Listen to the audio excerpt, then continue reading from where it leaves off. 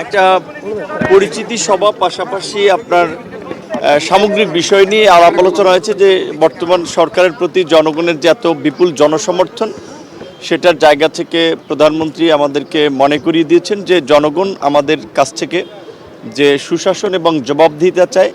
সেক্ষেত্রে আমরা স্ব মন্ত্রণালয়ের যারা দায়িত্বে আছি তারা যেন যে কোনো ধরনের প্রভাব এবং স্বজনপ্রীতি ঊর্ধ্বে থেকে কাজ করি এবং বিশেষ করে দুর্নীতির প্রশ্নে যেন আমাদের একটা শক্ত অবস্থান থাকে। আগামীতে যে রমজান শুরু হচ্ছে এই রমজানকে কেন্দ্র করে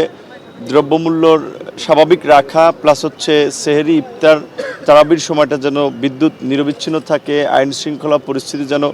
স্বাভাবিক থাকে এবং সরকারের যে কমিটমেন্ট বিশেষ করে নির্বাচনের সময় মাননীয় প্রধানমন্ত্রী বিভিন্ন জায়গায় সভা সমাবেশে যেই বিষয়গুলো বলেছেন, ফ্যামিলি কার্ড, কৃষক কার্ড, স্বাস্থ্য কার্ড, সেগুলো কিভাবে ইমিডিয়েটলি আসলে কিছু দৃশ্যমান কাজ করা যায় সেই বিষয়গুলো নিয়েও তিনি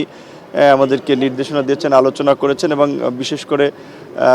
মাননীয় প্রধানমন্ত্রীর একটি ঘোষণা ছিল যে ইমাম মুয়াজ্জিনদের বিষয়ে সরকারের একটি উদ্যোগ থাকবে, সেটি নিয়েও তিনি আলোচনা করেছেন যে ইমাম মুয়াজ্জিনদের বিষয়ে দ্রুত সময়ের মধ্যে কি করা যায়। তো সামগ্রিকভাবেই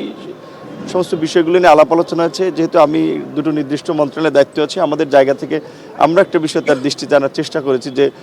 আমাদের শ্রমবাজারের বড় একটা অংশ তো মিডল ইস্ট বেস। মিডল ইস্টের সাথে কিন্তু শ্রমবাজারটা ওপেনের ক্ষেত্রে সাবেক রাষ্ট্রপতি শহীদ প্রেসিডেন্ট জিয়াউর রহমানের একটা গুরুত্বপূর্ণ ভূমিকা ছিল এবং সাবেক প্রধানমন্ত্রী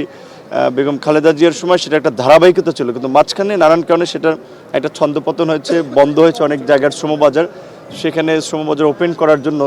যদি প্রধানমন্ত্রী একটি সফর দেন মিডল ইস্টে, সেটা আমাদের জন্য একটা সম্ভাবনা নতুন দ্বার উন্মোচন করতে পারে। আমাদের জায়গা থেকে এটিও বলেছি